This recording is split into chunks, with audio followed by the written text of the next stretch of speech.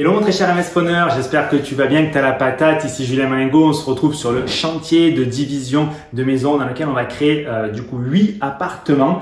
Je vais te montrer, ça fait quelques semaines qu'on n'est pas venu, ça fait quelques mois que ce chantier a attaqué.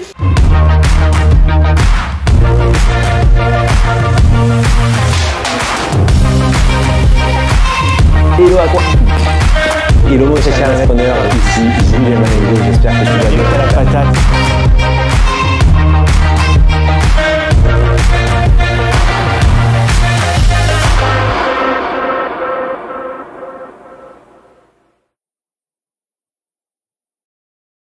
Et là, tu vois, on est en plein travaux avec le plombier. Ici, on est au rez-de-jardin. Donc, on est sous la route. C'est pour ça que derrière, je vais te montrer, on a mis des pompes de relevage. Ce qui veut dire que on a l'alimentation générale qui arrive ici. Dans cet appartement-là, on fait des tranchées pour distribuer l'eau dans cet appartement-là. Meuble vasque, toilette et là, douche sera juste là. Cette chape, c'est nous-mêmes qu'on l'a fait. On a dû la saigner pour faire passer ensuite les évacuations. Donc là, tu as toutes les évacuations qui distribuent les toilettes, la vasque, la douche, avec l'arrivée que je t'ai montré derrière. Et bien, je vais te montrer du coup la pompe de relevage. C'est la première fois qu'on utilise ce type de pompe. D'habitude, j'ai toujours été contre. Là, en l'occurrence, on avait 2 appartements en rez-de-jardin avec l'évacuation du coup du tout à l'égout au niveau route. Et là, tu vois, il y a des descentes des deux côtés. Et là, sur ce PVC de sang que tu récupères, c'est donc l'évacuation du côté droit de l'immeuble. On a exactement la même qui est de l'autre côté.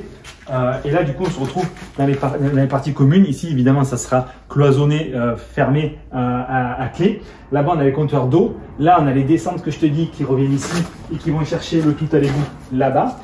Et de la même chose, on a l'autre descente de l'autre côté de l'immeuble qui reprend en Y sur l'évacuation générale du tout à l'égout. Ici, on se retrouve avec la pompe de relevage qui va avoir ses descentes.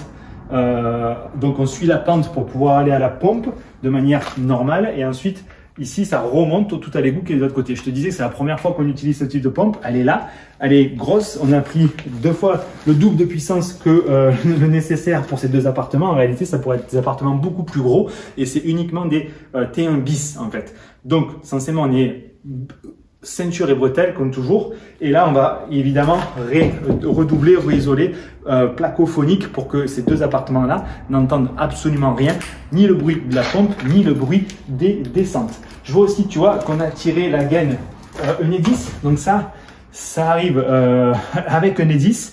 C'est très long, très complexe. Enedis nous a donné l'autorisation en fait de mettre un compteur. Je vais te montrer quand on va monter là-haut. Donc ici, là-haut, on va avoir un trou qui va nous permettre d'arriver dans les communs et de ressortir sur la rue. Ça va être tiré du coup dans le coffret extérieur. À partir de là, on va passer du coup toutes les gaines d'alimentation générale de tous les appartements. Et donc là, ça va venir ici. Tu vois, ça suit ici, tac, tac, tac, tac.